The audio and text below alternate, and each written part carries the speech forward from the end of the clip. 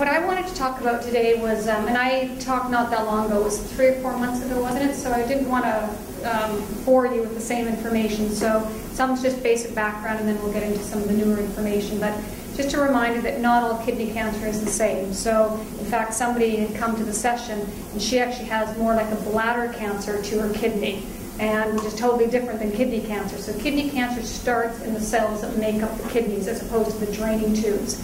But even despite that, there's subtypes. So there's clear cell, or conventional is actually the term we should use, and it's 80 to 85% of all kidney cancers. And then the less common subtypes are papillary, chromophobe, collecting duct, medullary, and sarcomatoid.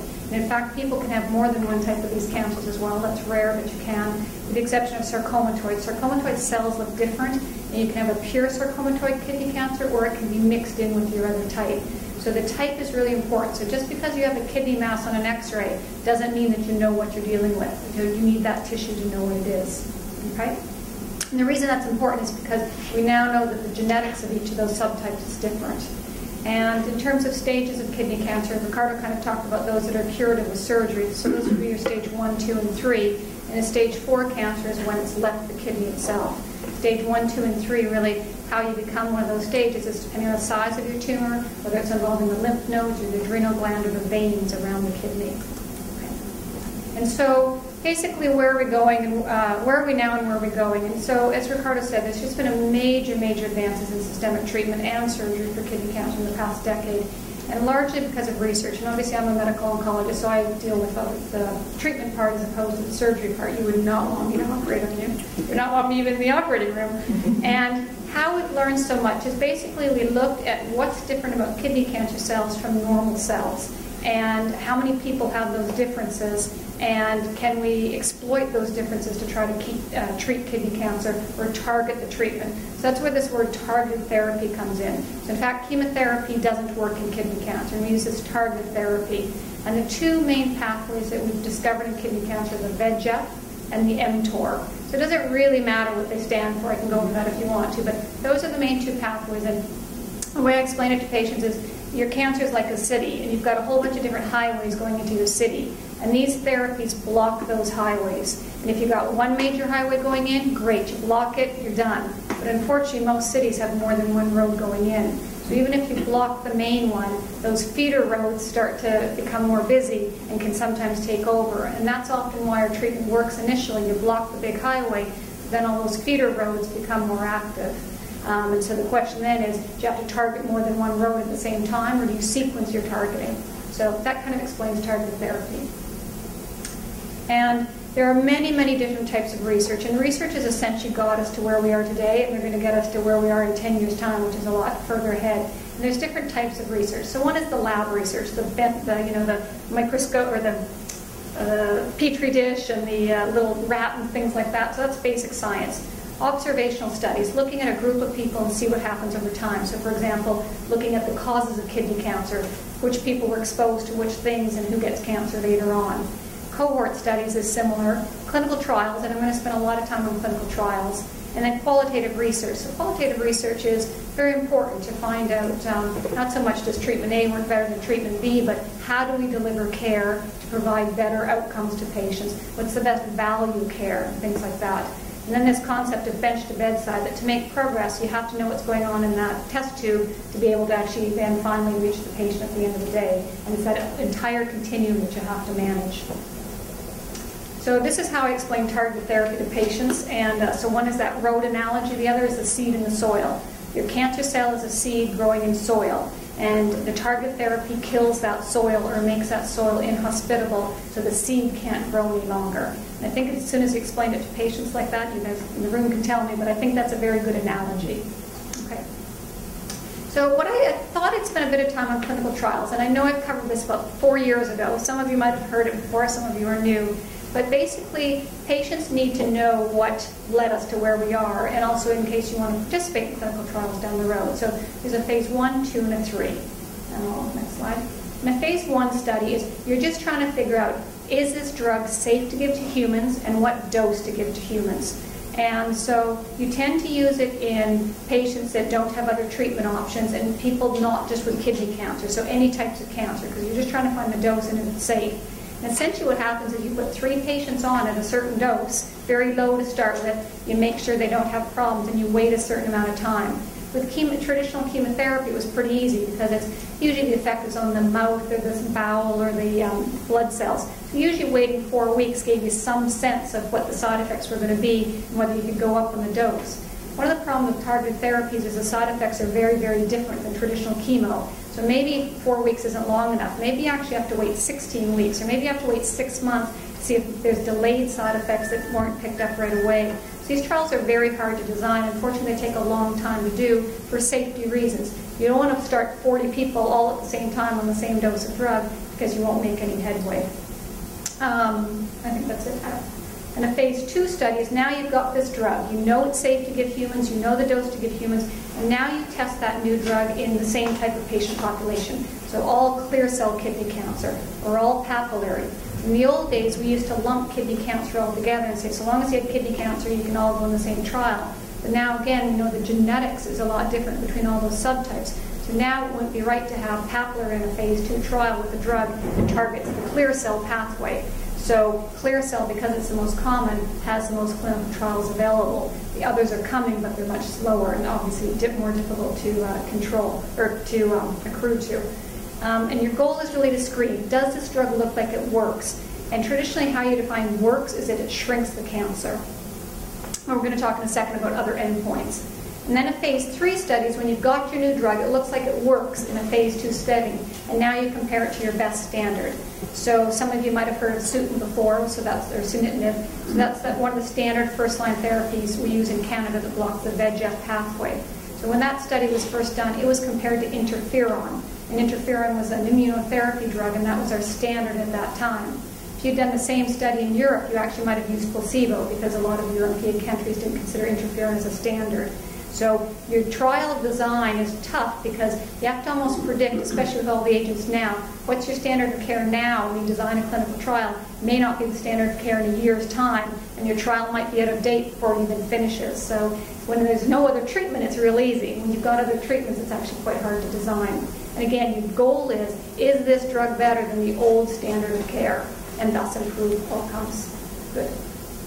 So again, how do you know if something works? So one is a response rate. So does the cancer actually shrink? I'm going to talk about that in a second. So actually all this list are different endpoints, and I've got a slide on each of them, so we'll just move to the next one. And a response rate is, do you have measurable disease? So when we look at your x-ray, do you have a lung lesion, and say it's 2 by 4 centimeters. So that allows me something to measure, and basically I'm going to see if it shrinks.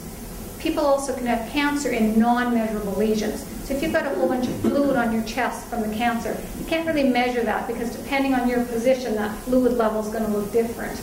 Or, for example, the bone. The bone is very hard to measure because you can't really put a ruler on it. And so certain disease sites are measurable and certain aren't measurable. Usually to go on a study, you need a measurable disease because you have to know if the treatment's working or not by that criteria.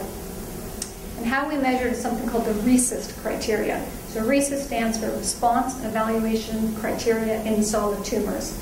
And everybody uses the same in the world. So if we're doing a clinical trial here and they're doing a clinical trial in Norway, we use the exact same criteria. And so a partial response is when it shrinks by more than 30%. A complete response is when it totally shrinks. Progressive disease, if it grows by more than 20%, and stable is somewhere in between there. And how you actually measure, how you figure out what you're measuring is you actually measure up to 5 different lesions that a person has. And when I use lesions, people use nodules or lumps or masses. It's all the same thing, a lump of cancer essentially.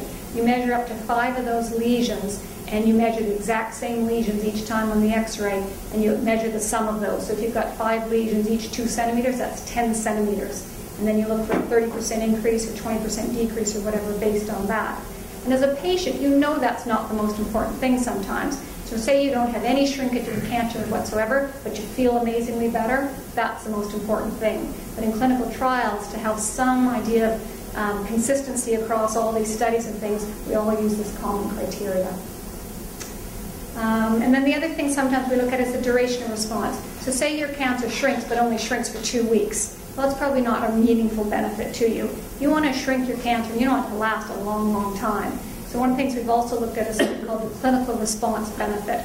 So either stable disease or shrinking your disease for at least 6 months. Most of us think that's a good clinical benefit. If we can get your cancer under control for at least 6 months, that's a good thing. So that's sometimes an endpoint that we use in kidney cancer as well.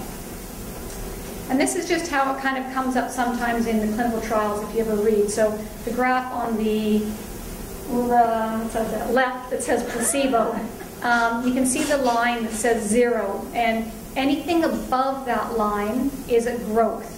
Anything below that line is a shrinkage. So this was the original trial with sorafenib or Nexavar. So you can see that way more people in the placebo arm had growth on their disease, so they're above that 0 line compared to the sorafenib. Way more people are below the line, so had shrinkage. So that just gives a real visual. So that's not a number or anything, well, you can calculate a number, but it's a real visual to allow you to figure out who has relatively stable disease and who has shrinkage. And we call these waterfall plots, and I quite like waterfall plots. Okay, and then we look at surrogate endpoints. So some cancers, you can detect them in the blood. So a good example is testes cancer. Testes cancer is the best cancer to be able to detect in the blood. And it's got 2 different blood values called the AFP and the beta-ATG. Prostate cancer is a PSA. The problem is kidney cancer has no known surrogate in the blood. So for example, even if we're using a VEGF inhibitor, blocking that pathway, even if we measure the VEGF levels in patients, or the VEGF receptor where it attaches, those have not correlated with outcome at all. So we don't have a good way to measure in a blood test or a surrogate endpoint in kidney cancer. And that's where a lot of research is right now. Is there some way to figure out early on whether the treatment's working or not? And hopefully one day we'll have that. Okay. And then another surrogate endpoint is quality of life. So again, do you feel better? Is your weight up? Is your pain down? Are you using less pain medication? And then there's these questionnaires. And for anybody that's been on a clinical trial and filled out questionnaires, they're very long and cumbersome sometimes. A very common one is called the FACT, Functional Assessment, something. I don't know what this is. I forget. Cancer and toxicity probably. And then the EORTC is a European one. And so most clinical trials nowadays do have a quality of life questionnaire component. Often in the trials, what we'll find is the quality of life doesn't necessarily improve a lot, but the key is to make sure it doesn't go down compared to the previous treatment, that you're not making people feel worse with the new treatment. Okay. And then something we look at is called progression-free survival. So that's for people with metastatic disease. You go on a clinical trial, and we measure the time from when you first start on that treatment until your disease progresses on an X-ray. And that's the short term is called PFS. And that's what we use now as a major endpoint in most kidney cancer trials is, are we preventing that disease from growing? And some people, including the FDA and Health Canada, will argue, well, does that really give you clinical benefit? Just because your X-ray showed growth or no growth, so let's say no growth, are you really making a person feel better? Are you really making them live longer? And so for some tumors, they've done studies where they've totally correlated overall survival, how long people live, with this progression-free survival. There's enough data in kidney cancer to make it convincing that to most of us that progression-free survival is a very meaningful endpoint in patients with kidney cancer. So we encourage Health Canada to use this as an endpoint because it allows drugs to get approved quicker and easier. And the next slide is going to be overall survival. So overall survival in a study is from the time you go on treatment until the time you die from any cause, including a car accident or whatever. And what we look at is sometimes in cancers is disease-specific survival, so passing away from cancer. I don't need to be morbid here, but just trying to explain the trials. And so disease-specific survival is really important for some cancers like prostate cancer. So many, many men with prostate cancer, because it tends to be a disease of older people, they won't die of prostate cancer. They'll die of old age, or they'll die of a heart attack, or they'll die of something else. And so we really have to, in a tumor like prostate, make sure that our treatment is impacting the prostate cancer, not just overall, not their heart disease, because sometimes our treatment for prostate cancer can cause heart disease. You don't want your treatment to do harm either. Kidney cancer, that's not so much of an issue. And the advantages of using survival as an endpoint is clinically important. We want patients to live longer. And I think most patients, I put this because I'm not a patient, but I think it's what many patients care about, maybe most. And there's absolutely no interpretation issues. I mean, there's no question versus when you look at an X-ray, well, maybe that's growing a little bit, maybe it shrunk a little bit. So there's a little bit more wishy-washy with some of the other endpoints. The disadvantage is it takes a lot longer to conduct the trials, which is a good thing for patients. The longer you live, the less research we know, but the longer you live. So that's a very good thing. But it potentially prevents new treatments from getting out there sooner to patients, and the approval and things. And also the longer patients need to be followed and things, potentially you lose them to follow-up. They move to Alaska or things like that, and you can't get follow-up and things like that. And the other thing is, sometimes patients, if treatment A doesn't work on this trial, when you come off the study and still following you for survival, then I'm going to give you treatment B. And treatment B might influence your outcome, and it's hard to put that into context then with treatment A. And again, a good thing for patients, a bad thing for researchers, and to try to truly find the exact effect of drug A if you've got drug B on the flip side. That being said, we love to give you drug B, so never fear that we're not giving you the next treatment because we're waiting to see how the first treatment works. Good.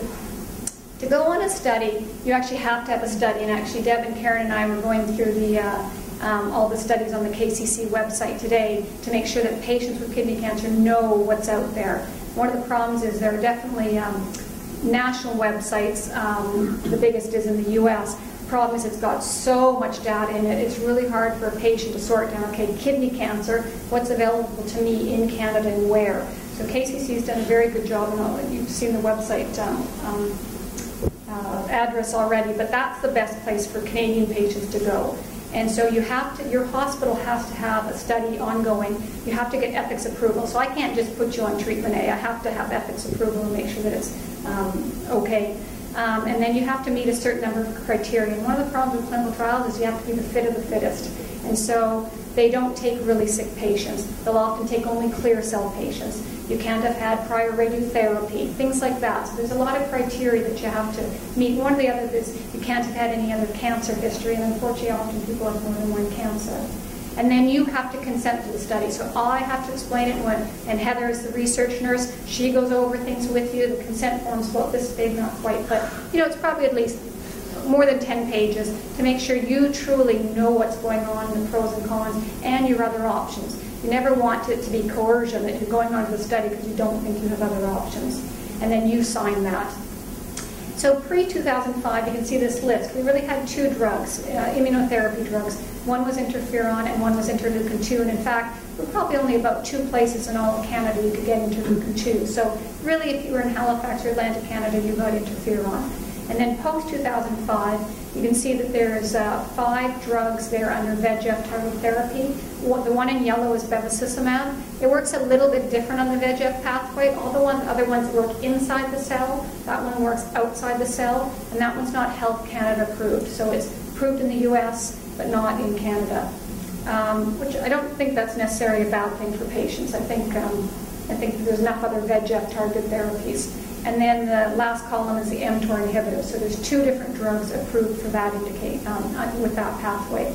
So you can see all of these drugs have been approved because of clinical trials and because of patients like you and families like you that have gone on these clinical trials and allowed us to find the answers. So what's new in 2012? So combination therapy, so adding these drugs together, it really doesn't look like we can do it very well because of side effects. So any of you in the audience on these drugs, you know that there's a few side effects. And as soon as you try to combine these drugs, you get side effects and you have to lower the doses of the drugs, and then you're probably at subtherapeutic levels. So it doesn't look like combination therapy is going to be possible. The non-clear cell carcinoma, there's more research now because we now know the genetic mutation involved in that, although it's more involved in the hereditary form of it than the non-hereditary form. But there's drugs being targeted for that pathway. Unfortunately, Deb might know something different, Karen, but I don't think there's any studies right now in Canada with those drugs. And then those same drugs are actually being looked at in prostate cancer. And then VEGF targeted therapy. Recently, within the last month, there was a large study that many of us were waiting for. And it was the first study that compared one VEGF targeted therapy to the other. And it looks like they're not inferior. It's not saying one's better than the other, but the way the study was designed in terms of statistics, it's not inferior. So that will give patients another option, hopefully, for those that don't tolerate one or the other. You'll be able to switch to the other one, knowing that you're not causing worse outcomes. What we still don't know in 2012 is the best sequence. Should you get an mTOR first and then a VEGF, which VEGF, and things like that. So some of those studies are out there and have been done, and we're waiting for the results. Some haven't been done yet. What's the best second-line therapy? So now there's two different options for second-line, another VEGF or an mTOR, and we're still not sure which one to use. And then which ones work in the adjuvant setting, and that's what Ricardo kind of mentioned a little bit about, is after the surgery, as of today, we don't know that giving these therapies for patients that are at higher risk of it coming back help patients, meaning cure more patients. And that's very different than colon cancer and breast cancer. So women with breast cancer, if they come in with a larger tumor or a higher grade, the cancer looks angrier, or if it's in the lymph nodes, we know that giving chemotherapy in that situation decreases the risk of recurrence in some women. So some women will be cured with surgery alone, some women are cured with surgery and chemo, and some women, despite both, it comes back. The problem is we don't know who fits into each of those groups. But most women take chemo knowing it's going to help some, but not all women. The problem is in kidney cancer, we haven't proven that concept yet. So even if you've got a high-risk tumor, we don't know that giving you these treatments helps you. But there's at least 4 clinical trials looking at this. 3 are finished, and 1 is currently ongoing. And I think we looked today, Deb, it's 14 different sites in Canada where that one's open, where if you've got a higher risk of coming back, you would see the urologist, you would see Ricardo, he would go over the pathology with you, and if it met the criteria, which he knows because we communicate all the time, he would then send them to me, and I would talk to them about the standard of care being no therapy versus going on this clinical trial. And if they go on the clinical trial, then we follow them for at least 5 years. The good thing, again, for you guys as patients is most kidney cancers don't come back. For me, again, as a researcher, that means it's going to take 5 to 10 years to get the results of these studies, which certainly our hope is at the end of those studies that they actually cure more people using a community setting. And just for information, those treatments are looking at about a year of treatment. So whether it's a VEGF or the mTOR, it's about a year of treatment after surgery. And then the other thing is how you pick the best treatment. So what would be lovely is if patient A came in, I could do a blood test and say, you know, treatment X is going to work on you. And the next patient, you know what, treatment A, B, or C is going to work on you. We have our choice. And that's called personalized medicine. And that's going to be based on people's individual makeup, genetic makeup, and the genetic makeup of the tumor. And we're actually there with breast cancer much further than we are with kidney cancer. So, in fact, there are some genetic tests that you can actually send a piece of your tissue away. They'll do this gene analysis on about 40 genes, and you get it back to give you information to help decide treatment. So hopefully we'll be there one day with kidney cancer. And this is a website that Deb had put up earlier for all the kidney cancer trials in Canada and the sites where you can that are open in Canada. And this is kind of, I just want to mention, this is non-clinical trial research, but there's something called the Kidney Cancer Research Network, which has been supported by KCC and other organizations as well. And recently we got a large grant from the national funding body, and it's got 4 pillars. So one is personalized medicine. So again, how to pick the right treatment for the right patient. Again, for example, if you had your kidney taken out, even if you're at high risk, maybe the genetics of it show that you'll never recur. So you don't need the adjuvant therapy. Whereas if you're even a small 4-centimeter tumor, if the genetics show that you're at high risk, you can get it. The other is quality care. So again, delivering the best quality of care to all patients in Canada. How do we do that? And how do we even measure it? How do we even know if we're delivering good care? I mean, I think I am. Ricardo thinks we are. But how do we actually know that? So that's that kind of concept. And then genetics. We're doing a lot of work on genetics and survivorship. So again, for patients with metastatic disease or out, how can you, lead the best life possible? Follow-up guidelines, information on living with one kidney, those sorts of things. So the Kidney Cancer Research Network is looking at these 4 different pillars, and we're actually having a meeting in January to focus on these specifically, and we really hope that this helps move us forward. This may end up taking clinical trials to figure some of this out, but it also may take other type of research.